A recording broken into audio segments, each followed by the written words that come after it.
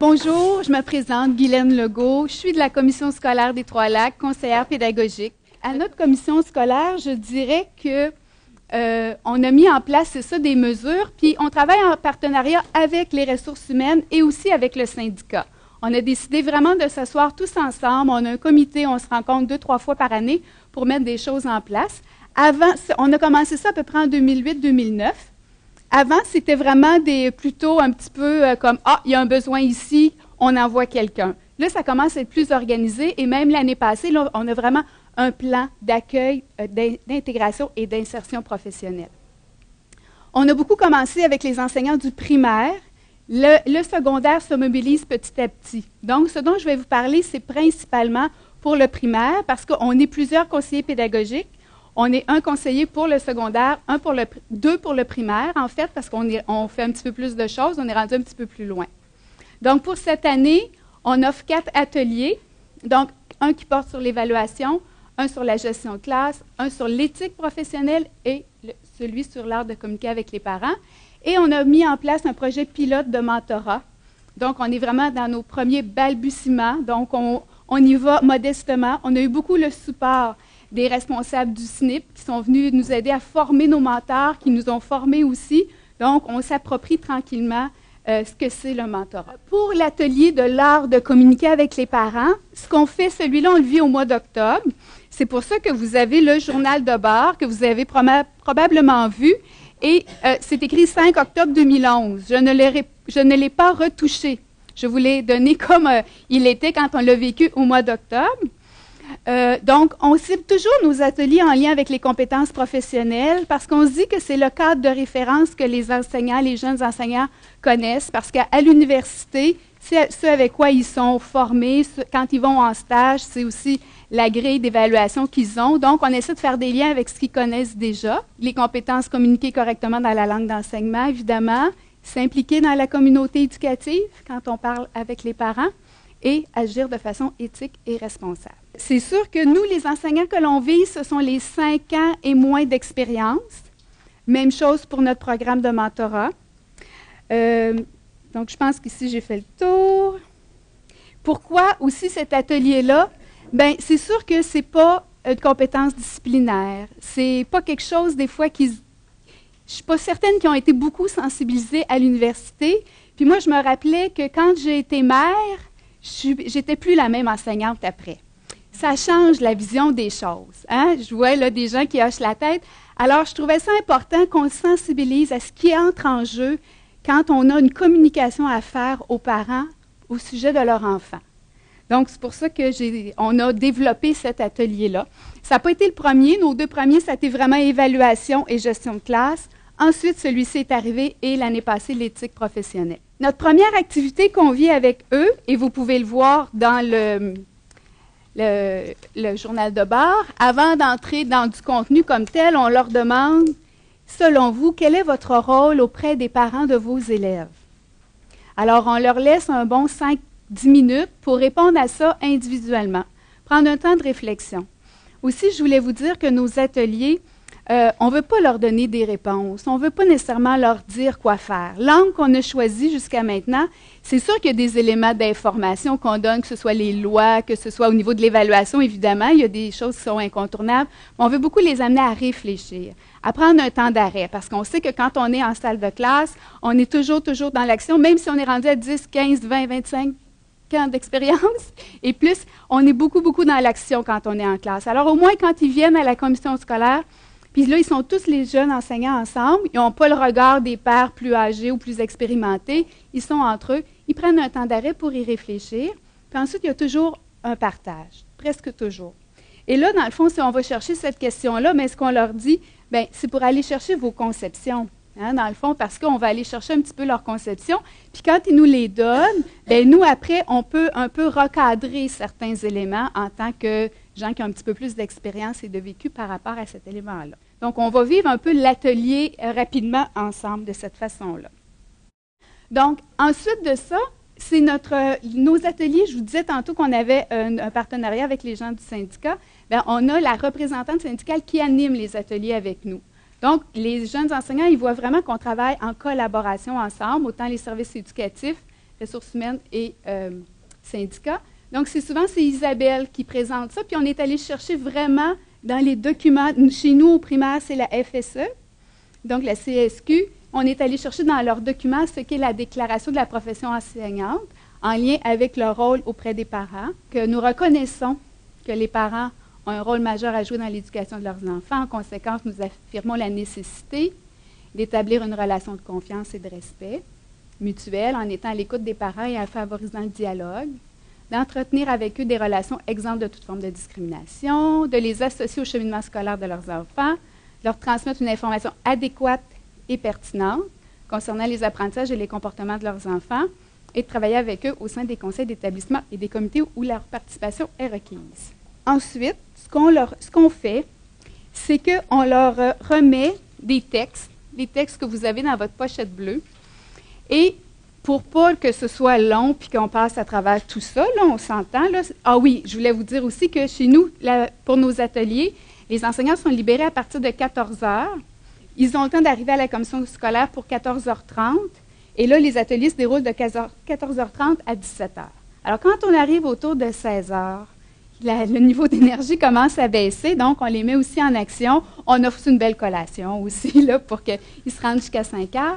Donc, ce qu'on fait, on leur remet tous ces documents-là, mais là, on fait des équipes. Et là, ils ont certains textes à lire.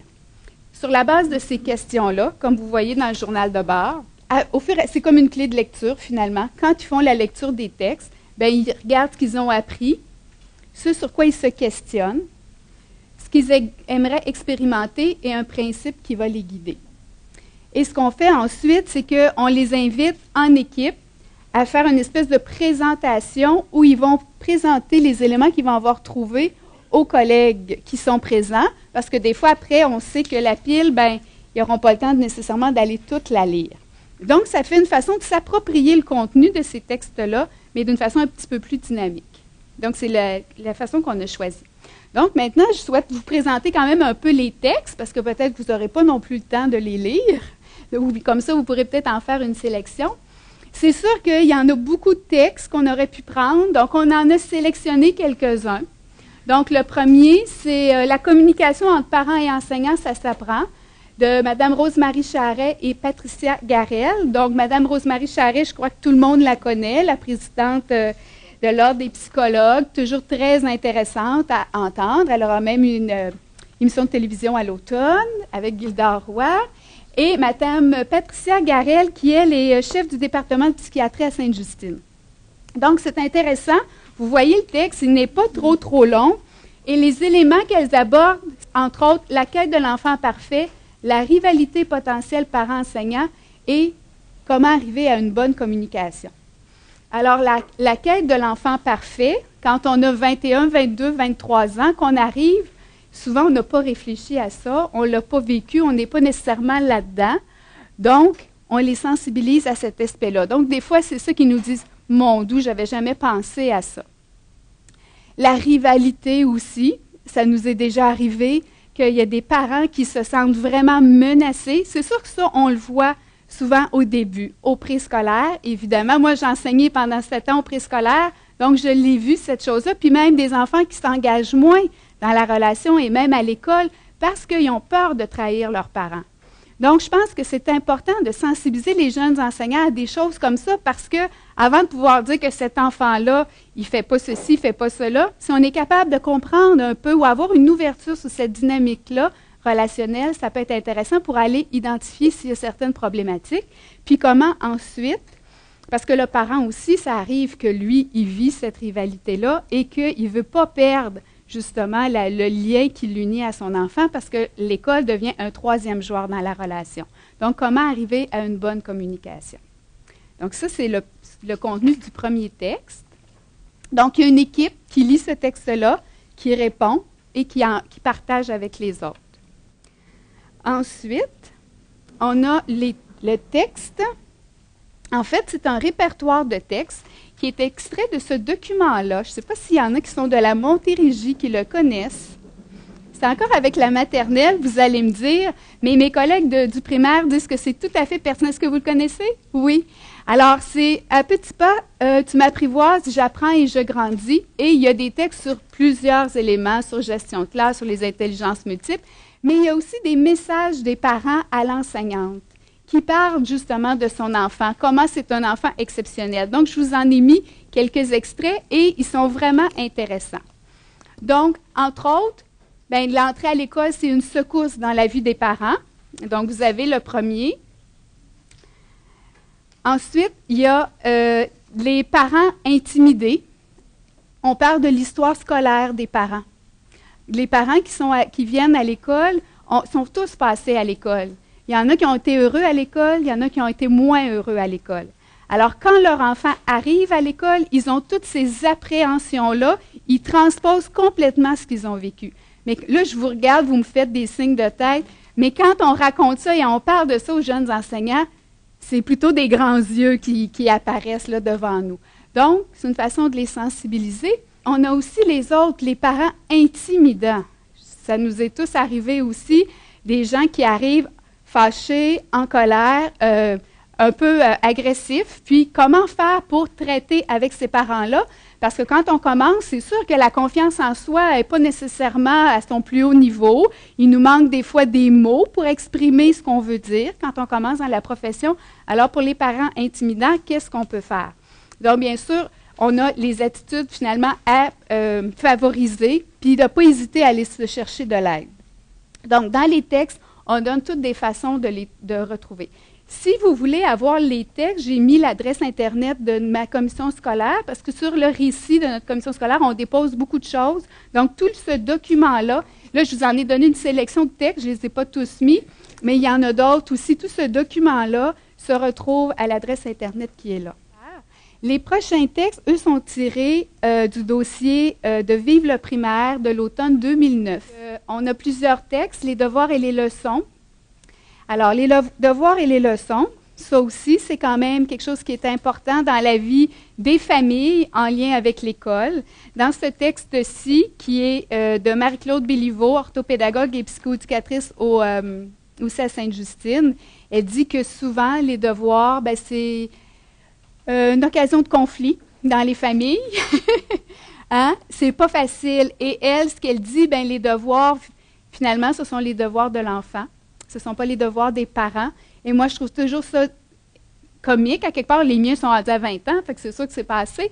Mais j'ai des enseignantes avec qui je travaille qui me parlent des devoirs puis des soirées horribles qu'elles passent avec leurs propres enfants autour des devoirs. Et elles sont enseignantes. Alors, elles sont équipées, des enfants du primaire, là, pas au secondaire, au cégep, là, des enfants du primaire. Et là, elles disent, écoute, moi-même, je ne suis pas capable de l'aider. Les devoirs sont trop, soit compliqués, je ne sais pas trop quoi faire. Ou elles en prennent beaucoup, beaucoup, beaucoup sur leurs épaules. Donc, c'est un sujet, je pense, auquel il faut faire réfléchir aussi les enseignants. Ce qu'on donne dans les devoirs, pourquoi on donne des devoirs, de l'utilité ou de la non-utilité des devoirs. Puis, est-ce que les parents devraient jouer leur rôle d'enseignant ou est-ce qu'ils devraient jouer leur rôle de parent? Donc, je pense qu'il y a des choses là-dedans. Vous vous rappelez, j'ai appris, je me questionne, je veux expérimenter. Là, il surligne des éléments là-dedans. Les relations parents-enseignants, un rapport professionnel avant tout. Alors là, on aborde vraiment le côté jusqu'où on va avec les parents. Parce qu'il y a des parents qui sont charmants, qui sont toujours là pour nous aider, qui participent pour venir aider quand il y a des fêtes à l'école et tout ça. Mais là, à un moment donné, on devient très intime, mais oups, est-ce que dans ce cas-là, quand on devient intime comme ça, on peut encore jouer notre rôle professionnel s'il arrive une problématique avec un enfant? Donc, jusqu'où aller de ce côté-là? Donc, on les met un petit peu en garde par rapport à ça. Le texte amène ces éléments de réflexion-là. Et c'est Michel Marcellet, qui est psychoéducateur à Sainte-Justine aussi, qui a écrit l'article. Il y a tout l'aspect aussi de, je pense que c'est dans celui-ci, de faire attention de ne pas venir le thérapeute non plus du parent. Parce qu'il y a des parents qui se confient, qui pleurent, je veux des sourires, qui pleurent, et là, les enseignants, et quand on est un jeune enseignant, je pense qu'on peut tranquillement faire, là, prendre les problèmes, puis essayer de trouver des solutions. Puis je pense que c'est vraiment un danger à éviter parce qu'il y a une limite à où est notre rôle vraiment auprès des parents? C'est vraiment la question. L'élève en difficulté psychologique, quelle approche privilégier avec ses parents. Parce que là, c'est sûr que c'est délicat. Si ces enfants-là sont en difficulté psychologique, il y a plusieurs éléments en cause. Une des choses qu'on leur dit de faire attention, c'est d'abord de ne pas juger les parents. Parce que souvent, puis quand on sort de l'université, nos beaux cours de psycho, on a tout lu, on se dit, ah ben là, si on a fait ça comme parent, l'enfant, il va être tout correct, tout va bien aller. Mais on sait très bien que c'est pas ça. Pour vous dire, là, j'étais en adaptation scolaire. Hein, je trouve que je me reconnais tellement là-dedans. Là, on dirait que c'était encore plus fort. Moi, j'avais tout appris, là, j'allais tout les guérir, mes élèves, là, quand je suis arrivée. Ben, après 9 ans, je dis non, je ne sais plus rien, je retourne à l'université. Tu sais, c'est vraiment ça, mais il faut leur dire, parce qu'eux autres, ils sortent avec, tu sais, tellement la flamme est haute comme ça, puis ils veulent tellement bien faire. Fait que moi, je me dis, il faut les mettre en garde à quelque part et les rassurer par rapport à dire, bien, il y a des choses qui ne t'appartiennent pas, qui appartiennent aussi à l'autre. Donc, d'être capable de faire la part des choses. C'est ça, ne pas prendre sur soi la souffrance de l'autre. Puis aussi faire attention pour ne pas mettre des étiquettes aux enfants. Puis aussi, il y en a que ça réveille certains souvenirs chez eux, les enseignants. Ça m'est arrivé avec une jeune enseignante qui, elle, est très, très tolérante avec les tannants. Parce qu'elle, quand elle était petite, elle était très tannante. Puis c'est comme si elle dit, mais en même temps, elle n'est pas capable de leur donner un cadre sécurisant. Donc, il y a un danger parce qu'elle, elle se reconnaît. Elle commence cette année. On s'est assis pendant 2 heures, elle m'a raconté tout ça pour arriver qu'elle-même, elle dise, mais moi aussi, j'étais tannante. Fait que c'est pour ça qu'avec ceux qui sont tannants, j'ai de la difficulté à.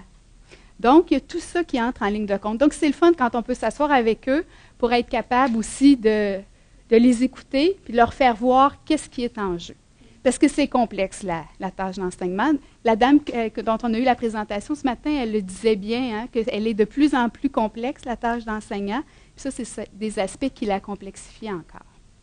Puis, le dernier texte, les attitudes gagnantes pour favoriser de bonnes relations entre les parents et les enseignants. Bien, il y a différents éléments. Il y a d'abord l'écoute. Ah, ça, c'est le dernier. Ça, c'est l'humour à la fin. C'est la petite conclusion, c'est ça. Donc, il y a vraiment l'écoute, la présence à soi, reconnaître la compétence du parent aussi. Quand on rencontre le parent, même si l'enfant il a certaines difficultés, même si ce n'est pas toujours facile, c'est important aussi de reconnaître leurs compétences, parce que chaque parent en a des compétences parentales. Des fois, ils ne sont pas tout à fait conformes à nos façons de faire à l'école, à nos valeurs, mais ils ont une certaine compétence parentale. Et si on veut être capable d'établir un lien avec ces parents-là, il faut la reconnaître. Trouver une façon aussi de valoriser l'enfant dans ce qu'il fait de bien. Et après, on pourra parler de certaines problématiques pour être capable de se donner un objectif commun qui est en fait la réussite de l'enfant puis qu'il soit heureux à l'école. Quand les jeunes ont présenté leur lecture de ces textes-là, 3 équipes, on essaie, tout dépendant du nombre, selon les années, des fois on a plus de participants ou moins, donc là on distribue les textes. On arrive à la fin à dégager certains éléments. Entre autres, on revient sur les caractéristiques des parents d'aujourd'hui. Donc, ils ont beaucoup, beaucoup d'attentes envers l'école et envers l'enseignant parce que, entre autres, ils sont habitués à avoir beaucoup d'informations sur le développement de leur enfant, notamment dans les CPE. Je reviens à ma maternelle. Évidemment, tous les jours, bon, moi, quand j'ai commencé à enseigner, évidemment, il n'y avait à peu près pas ça, des CPE. Et moi, je ne disais pas aux parents tous les jours comment ça va être. Là, à quelque part, tu travailles avec l'enfant, puis c'est avec lui que tu développes des choses. Des fois, on communiquait avec les parents. Mais aujourd'hui, ils viennent les chercher au service de garde. Si tu es dans ta classe, ils viennent tous te voir. Alors là, à un moment donné, il faut mettre une certaine limite. Premièrement, on est envahi. Puis deuxièmement, il y a des choses qu'on doit travailler, moi, je pense, avec l'enfant avant de toujours aller aux parents. Mais les attentes des parents sont là. Parce que c'est à ça qu'ils sont habitués. Ils ont 1 ou 2 enfants. Avant, il y en avait 4, 5, 6. Donc, comme qui est écrit dans un des textes, même si on en échappait à un, c'était pas trop grave, on se rattrapait sur les autres. Mais aujourd'hui, si on en a 1 ou 2, on veut qu'ils soient parfaits. On veut qu'il y ait toutes les ressources possibles. Ils font des cours de violon, de natation, ils font tout. Mais donc, ça ne se peut pas qu'il y ait de la misère à l'école ou qu'ils soient un petit peu, des fois, qu'ils ne suivent pas comme il faut ce qu'il y a à faire. Ils sont souvent aussi plus instruits, plus exigeants. Chez nous, dans notre commission scolaire, on a beaucoup de milieux quand même assez favorisés, des parents qui sont présents, qui s'informent beaucoup, des fois même un peu désinformés par les médias ou qui prennent un élément des médias et là, ils veulent qu'on change toute la classe ou, bon, la réussite des garçons, c'est de telle façon et là, on veut tout changer dans l'école. Donc, ça, c'est nos parents d'aujourd'hui. Puis, ils ont un mode de vie très chargé, eux aussi, hein, comme leurs enfants. Donc, ils sont stressés. Quand ils arrivent, ils n'ont pas beaucoup de temps, ils veulent que ça se passe rapidement. Donc, il faut sensibiliser aussi nos jeunes enseignants à ça. Pour que ça ne veut pas dire qu'ils ne sont pas fins, les parents, ça ne veut pas dire qu'ils ne sont pas corrects, c'est leur réalité, mais comment nous, on peut dealer avec ça. On s'est donné des grands principes, dégagés à la lecture des textes ou avec les échanges. Donc, l'école, c'est un élément de la vie de la famille. Donc, l'école n'est pas toute seule, mais c'est comme un trio. Puis, ce matin, on le disait aussi, les parents, l'importance de leur implication à l'école. Donc, c'est sûr qu'on veut les avoir, là. Mais il faut établir comment notre collaboration s'installe. Ils sont des partenaires dans la réussite. L'importance de dialoguer, d'écouter et de tenter de comprendre l'autre. Ça ne veut pas dire tout accepter, mais de comprendre, puis de rester dans un rôle professionnel. Dans les caractéristiques aussi, j'ajoutais ce matin, je prenais des notes à mesure, les parents immigrants aussi, hein, qui n'ont pas les mêmes caractéristiques nécessairement. Dans notre commission scolaire, c'est une réalité aussi depuis 5-6 ans. On est en région de Montréal, donc souvent, c'est les gens de deuxième génération qui viennent dans notre commission scolaire, mais pour eux, ils ont vécu l'école ailleurs. Des fois, ils ne l'ont pas vécu ici, donc ils n'ont pas les mêmes repères, ils n'ont pas les mêmes attentes. Donc, il faut en tenir compte, il faut en être conscient surtout. Ça ne veut pas dire qu'il faut tout changer nos façons de faire, pas du tout, mais juste en être conscient. Je ne sais pas si c'est une réalité que vous vivez dans vos milieux, ne serait-ce qu'au niveau de l'habillement des jeunes enseignants, puis beaucoup d'enseignants, on va travailler en jeans à l'école. Mais moi, je suis allée à une formation à la direction des services aux communautés culturelles et on nous disait que pour beaucoup d'immigrants, un prof en jeans, ben, c'est pas un vrai prof. Parce qu'un enseignant, un professeur, c'est dans l'élite dans leur pays. Donc, l'élite s'habille correctement en complet, cravate ou... Pardon? Oui, exactement, oui. Donc, mais juste d'en être conscient et aussi, les immigrants accordent beaucoup d'importance selon... le premier critère, c'est l'âge. Donc, si on a des cheveux blancs, on a beaucoup de crédibilité. Là, les jeunes enseignants me regardent quand je leur dis ça.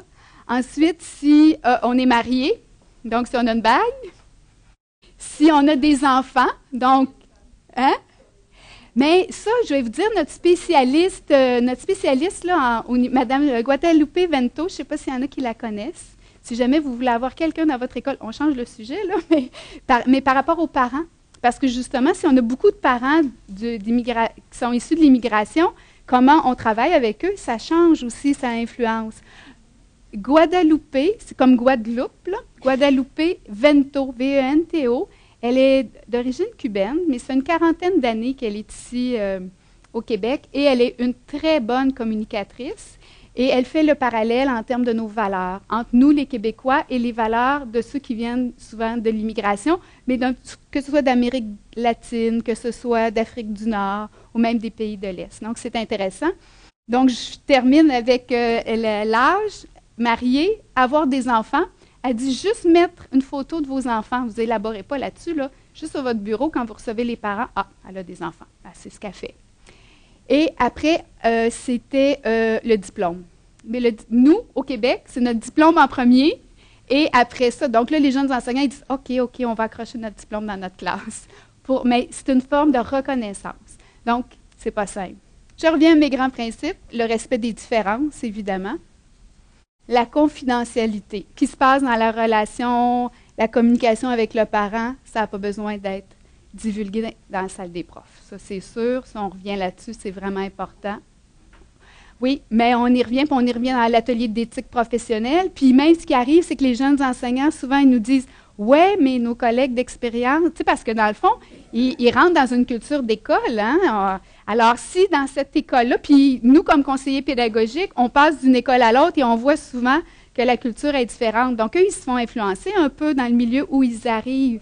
À la base, on le met là, puis des fois, ça amène des discussions. Et là, ils nous en parlent. Puis là, les jeunes enseignants, quand ils sont juste entre eux et avec les conseillers, puis nous aussi, les conseillers, on leur dit, gars, ce qui se passe ici, là, ça reste ici, là.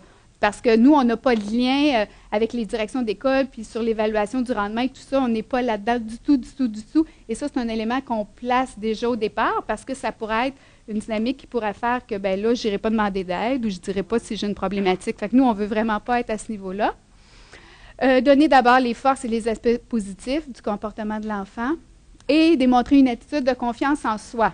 Ça, c'est pas facile pour les jeunes enseignants. Et elles nous le disent. Les pistes d'action à privilégier, d'abord d'être bien préparé quand ils rencontrent les parents, se documenter, avoir un journal de bord pour pouvoir nommer des faits, hein, pas juste des impressions, nommer les faits, nommer les attentes par rapport à la problématique et offrir des pistes de solutions et assurer un suivi. Dans les situations difficiles, privilégier les rencontres, éviter le téléphone et le courriel, parce que les courriels, hein, des fois, comment c'est interprété. Quand on est face à face, si on voit qu'il y a une interrogation, on peut le clarifier. Mais courriel, là, j'ai même eu un cas qu'un parent a appris par courriel. Son enfant est en classe d'adaptation, il le met au régulier. Après l'intégration, ça allait bien, mais il l'a appris par courriel.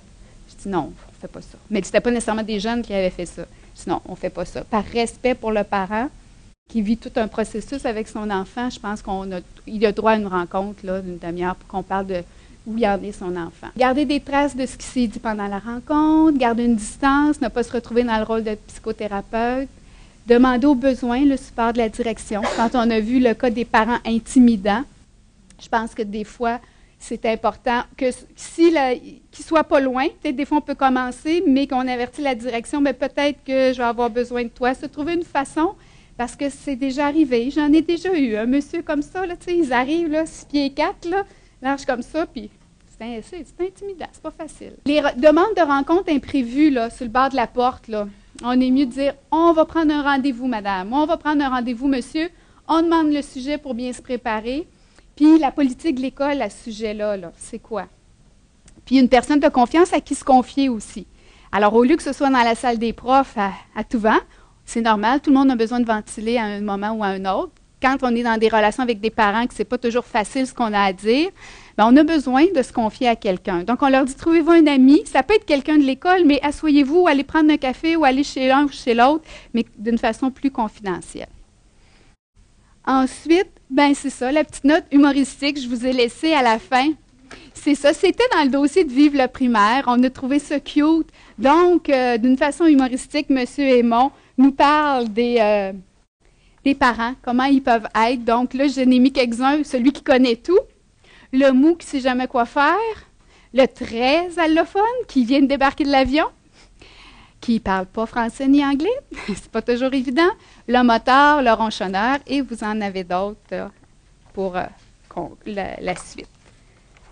Donc, c'est comme ça qu'on termine notre atelier avec nos jeunes enseignants. Merci.